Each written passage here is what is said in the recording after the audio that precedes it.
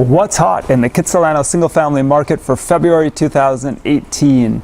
The Vancouver Westside single family market is now favoring buyers, or should I say is still favoring buyers, and Kitsilano is no exception. Kitsilano is also favoring buyers.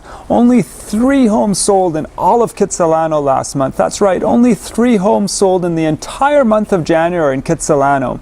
The least expensive home sold for $2,150,000, and that would have bought you a very old home. In fact, the home was 100 years old, and that was right on 6th Avenue and MacDonald.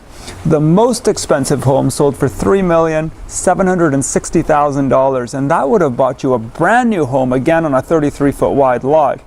But this home was brand new, and it was located right at 13th Avenue and MacKenzie.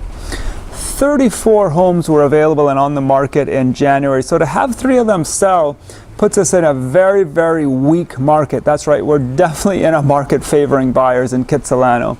Sold values in Kitsilano are around $1 million lower than the median price for the rest of the Vancouver West Side.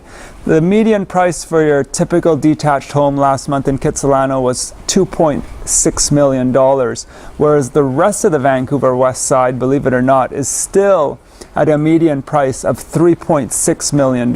So the detached market in the rest of the West Side hasn't really dropped too much, but Kitsilano, we're around $2.6 million right now. If you'd like to take a look at these 3 homes that sold last month, I've got them all outlined on an area map with the sold price versus the list price. I've got up to 10 photographs for each of these 3 homes that sold, and feel free to download that package of information by clicking on the link above or below, depending on whether you're watching this on Facebook or YouTube. My name is David Setton with Oakland Realty and Answers in Real Estate, and I specialize in selling and marketing homes in the Vancouver West Side.